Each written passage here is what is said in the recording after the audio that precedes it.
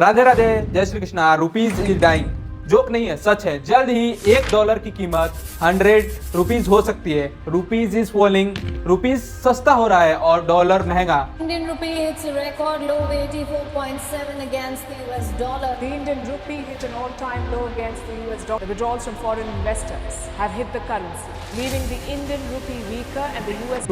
Wait, RBI इस problem को एक झटके में सॉल्व कर सकती है। $1 को ₹1 भी बना सकती है। ये 100% पॉसिबल है। लेकिन क्या हमें ये करना चाहिए? क्या ये हमारे फायदे के लिए है या इससे हमारा नुकसान ही होगा? चलिए समझते हैं रुपीस की गिरते हुई प्राइस को संवारने के लिए भारत को क्या करना चाहिए। सिर्फ नेगेटिव बातों पे वीडियोस बनाकर व्यूज बटोरना हमारा ऑब्जेक्टिव नहीं है। इसीलिए हर वीडियो के एंड में एक सोल्यूशन पे हम डिस्कस करेंगे। अगर आप भी एक सोल्यूशन ओरिएंटेड माइंडसेट से भारत की ओर देखना चाहते हैं तो प्लीज उस सब्सक्राइब बटन पे क्लिक कर दीजिए। आप में से कुछ लोग वीडियो तो देखते हैं लेकिन किसी वजह से सब्सक्राइब करना भूल जाते हैं। अगर आप हमें इस नए साल हमें एक छोटा सा मोटिवेशन देना चाहते हैं तो प्लीज उस सब्सक्राइब बटन पे क्लिक कर दीजिए।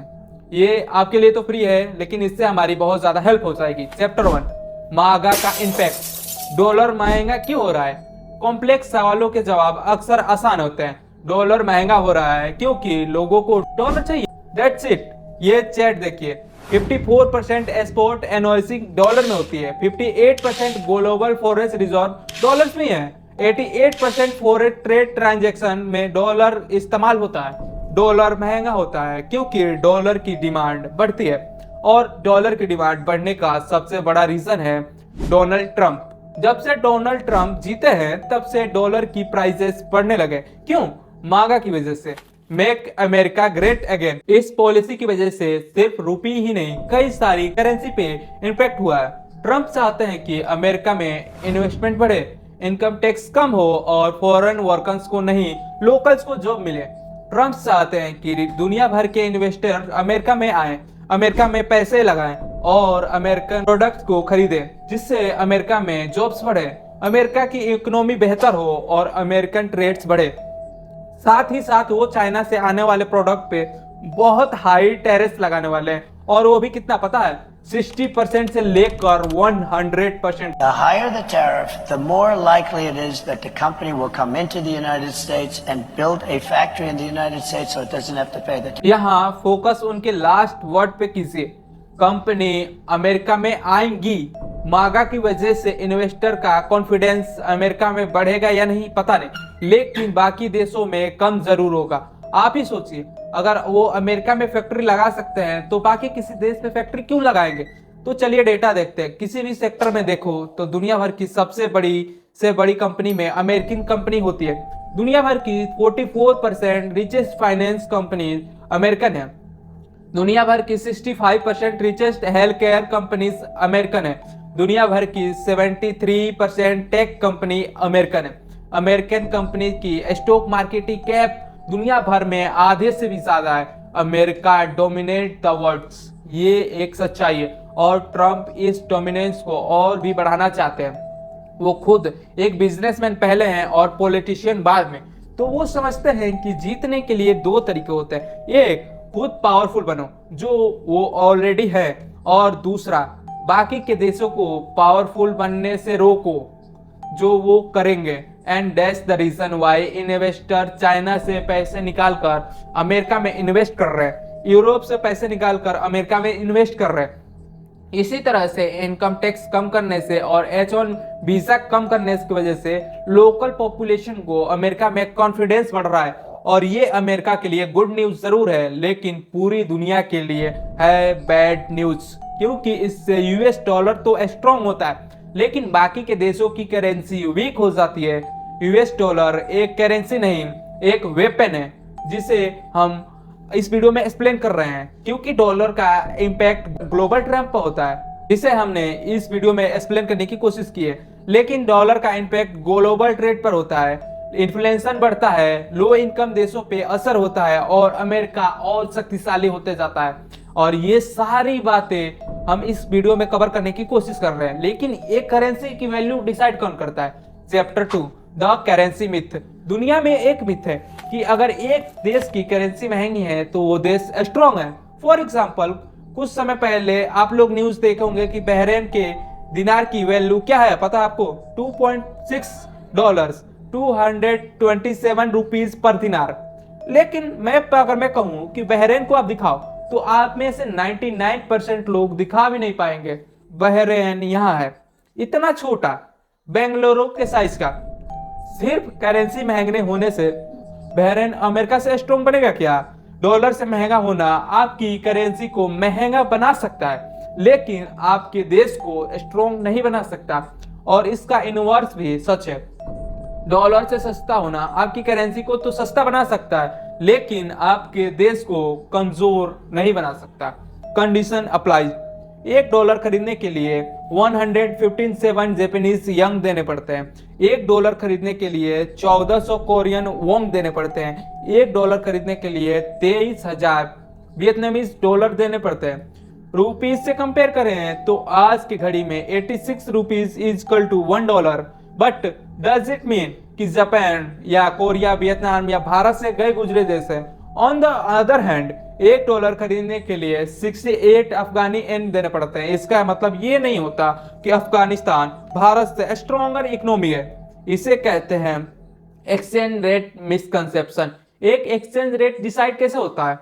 3 मेन मेथड है जो ज्यादातर देश अपनाते हैं। एक है फिक्स्ड एक्सचेंज रेट जो यूएई में यूज होता है। उनके सेंट्रल बैंक में डिसाइड किया है कि $1 इक्वल टू 3.60 AED, यानी कि लगभग $1 खरीदने के लिए उनको 4 AED देने होते हैं। ये उन्होंने पहले से फिक्स्ड किया हुआ है। लेकिन दूसरा है फ्लोटिंग एक्सचेंज रेट जो जापान में यूज होता है, जहां सेंट्रल बैंक ने ही मार्केट फोर्सेस यानी कि डिमांड और सप्लाई डिसाइड करता है कि एक्सचेंज रेट क्या होना चाहिए। और तीसरा होता है मैनेज फ्लोटिंग एक्सचेंज रेट, जो पहले 2 मेथड का कॉम्बिनेशन होता है। ये भारत में यूज होता है। यहाँ आरबीआई एक अपर लिमिट और एक लोअर लिमिट में एक्सचेंज रेट को मेंटेन करने का कोशिश करती है। रेट को ज्यादा गिरने नहीं देती और रेट को बहुत ज्यादा बढ़ने भी नहीं देती।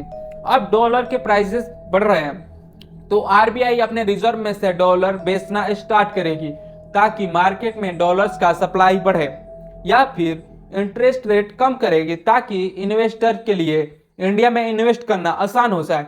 वो रुपीस खरीदे या फिर रुपीस के डिमांड बढ़े।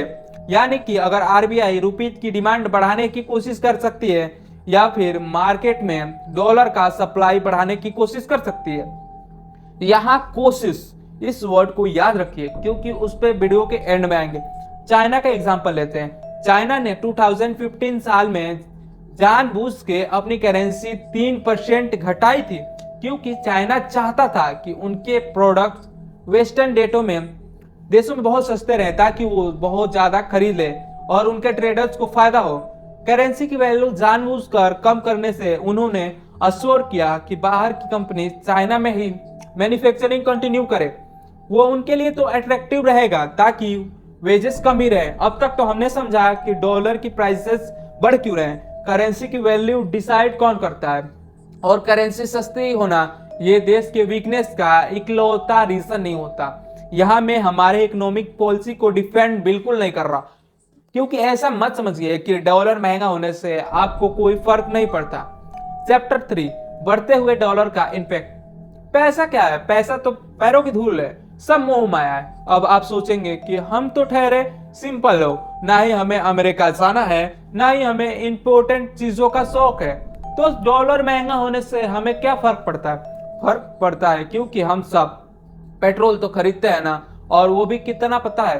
पिछले साल हमने 87% ऑयल इंपोर्ट किया था जिसके लिए हमने $132 बिलियन खर्च किए, और ये सारी पेमेंट हमें डॉलर में ही तो करनी पड़ती है, और इसका अल्टीमेट बर्डन आम जनता को ही झेलना पड़ता है। मतलब क्या है? एक आसान एग्जांपल से समझता हूं कि आज ऑयल से एक बार की कीमत है $73। अब ये बैरल खरीदने के लिए भारत को एक बार नहीं 2 बार ट्रांजैक्शन करना पड़ता है। पहली बार रुपीस देकर डॉलर खरीदने पड़ते हैं और डॉलर देकर ऑयल खरीदना पड़ता है। तो कुछ समय पहले हमें 80 रुपए देकर $1 हमें मिल जाता था। उस कैलकुलेशन से देखिए तो ऑयल का एक बैरल हमें 5840 रुपीज में मिला था। अब डॉलर हो चुका है ऑलमोस्ट 86 रुपीज। तो हमें 6 ऑयल बैरल 6,278 रुपीज देने पड़ रहे हैं, यानी हर बैरल के लिए हमें 438 रुपीज से ज्यादा खर्च करने पड़ रहे हैं। इंडियन कंपनी ये सारा पैसा अपनी जेब से देंगी। क्या सरकार ऑयल पर टैक्स कम करेगा? घंटा। इसका बिल्कुल उल्टा होगा, इसका बिल पास ऑन होता जाएगा और आपको ही भरना पड़ेगा। सपोज आपको एक मुंबई का एक परिवार गाड़ी चलाने के लिए महीने के 3,000 रुपए खर्च करता है, तो उतने ही ड्राइविंग करने के लिए उन्हें 3,200 रुपए खर्च करने होंगे। बेंगलुरु में केयर फेस्ट बढ़ेंगे, और अगर आप एक फ्लाइट लेकर कहीं घूमने गए तो जहां आप डोमेस्टिक फ्लाइट के लिए 5,000 रुपए खर्च करते थे, वहीं 6,000 रुपए आपको खर्च करने पड़ेंगे। तो इंडियंस की दोनों साइड से तो लगती है, एक साइड से तो हमारे पास ऑयल नहीं है और दूसरे साइड से डॉलर महंगा होता जा रहा है, बीच में इंडियन कंज्यूमर को निचोड़ा जा रहा है। लेकिन कुछ लोग ऐसे भी हैं जिनके पास खुद की गाड़ी या बाइक नहीं होती, वो वर्क फ्रॉम होम करते हैं। ऐसे लोगों का फ्यूल से रिश्ता है इन्फ्लेशन की वजह से। यू सी, आप गाड़ी चलाएं या ना चलाएं, जब एक सब्जी किसान के खेत से सब्जी मंडी तक आती है और वहां से आपके घर, तो उस ट्रक में पेट्रोल या डीजल ही यूज होता है। यानी जैसे डॉलर एक्सपेंसिव होता है वैसे तेल एक्सपेंसिव होगा और आपके घर के सब्जी भी एक्सपेंसिव होगी। यानी जब डॉलर के प्राइसेस बढ़ते हैं तो हम इनडायरेक्टली इन्फ्लेशन को इंपोर्ट करते हैं, एंड दैट्स द प्रॉब्लम। बढ़ते डॉलर से जैसे आम इंसान को गुस्सा आता है ना, वैसे ही बिजनेसेस को भी गुस्सा आता है, क्योंकि उनका कर्जा बढ़ता जाता है। तो सोचिए, अगर किसी इंडियन बिजनेस ने बाहर से इन्वेस्टमेंट कर्जे के तौर पे उठाई है और उस समय रेट चल रहा था 80 रुपीज इक्वल टू $1, आज रेट हो चुका है 86 रुपीज टू पर डॉलर, यानी कि कुछ 7.5% रेट बढ़ा है। तो उस बिजनेस के लिए लोन महंगा हो गया है, क्योंकि उससे लोन पे इंटरेस्ट तो चुकाना ही है, साथ ही साथ उसके इंटरेस्ट के किस्तों पे ये 7.5% ऐड हो चुका है। अब आप सोचेंगे इतने छोटे से अमाउंट से क्या ही फर्क पड़ जाएगा, लेकिन फर्क पड़ता है, क्योंकि इंडिया का एक्सटर्नल डेट है $682 बिलियन का, जिसमें ये 7.5% ऐड किए तो $5 बिलियन हमें ज्यादा पे करने पड़ेंगे। यानी कि गरीब से लेकर दौलतमंद तक सब पर अगर कोई चीज इंपैक्ट करती है तो वो है इंडियन रुपीस और उसका डॉलर का कनेक्शन। तो क्या किसी को भी इसकी परवाह है? पार्लियामेंट में हम 21वीं सदी में भी हम कास्ट को लेकर टाइम वेस्ट कर रहे हैं, जबकि मेन प्रॉब्लम है कि बिजनेसेस को देश को छोड़कर जाने देने से रोकना। पेंडेमिक के समय चाइना के अगेंस्ट लोगों का गुस्सा था, तो उसका फायदा थाईलैंड और वियतनाम ने लिया, लेकिन हम नहीं ले पाए, क्योंकि चाइना आज एक ऐसे पोजीशन पे है जो कि वो जानबूझकर अपने करेंसी को मैनिपुलेट करते रहता है, अपने करेंसी की वैल्यू को कम करता है ताकि वो ज्यादा एक्सपोर्ट कर पाए। लेकिन मुद्दा ये है कि हम हमेशा ट्रेड डेफिसिट पे चलते हैं, हमारे पास एक्सपोर्ट करने के लिए वर्ल्ड क्लास प्रोडक्ट है ही नहीं। हम नेल कटर से लेकर कंप्यूटर्स तक बाहर से इंपोर्ट करते हैं। प्रॉब्लम करेंसी नहीं है, प्रॉब्लम वैल्यू है।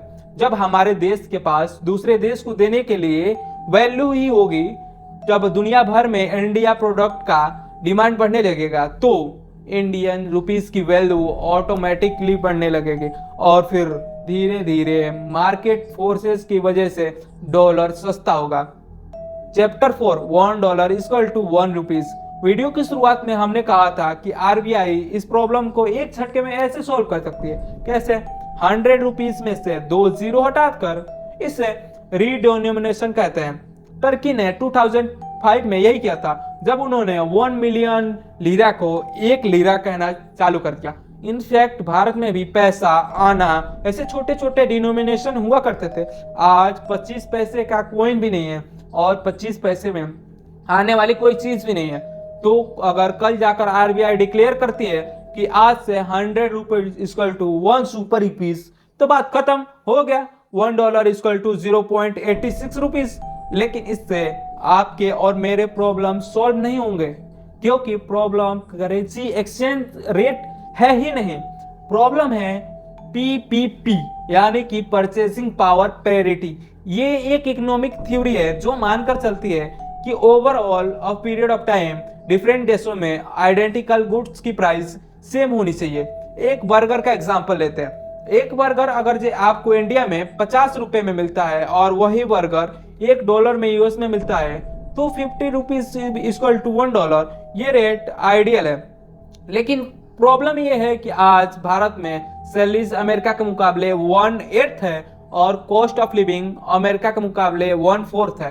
यानी एक बर्गर जो अमेरिका में $8 का मिलता है वो इंडिया में 178 रुपीज का ही मिलता है। लेकिन इंडियन लोगों को इनकम हाई ना होने की वजह से ये 178 रुपीज का बर्गर उन्हें अमेरिकन से ज्यादा महंगा लगता है। That the bigger problem. तो सोल्यूशन क्या है? इसमें सोल्यूशन आप बताएं नीचे कमेंट करके। आप क्या सोचते हैं इसका सोल्यूशन क्या हो सकता है? तो आज की वीडियो में बस इतना ही रहने देते हैं। राधे राधे, जय श्री कृष्णा।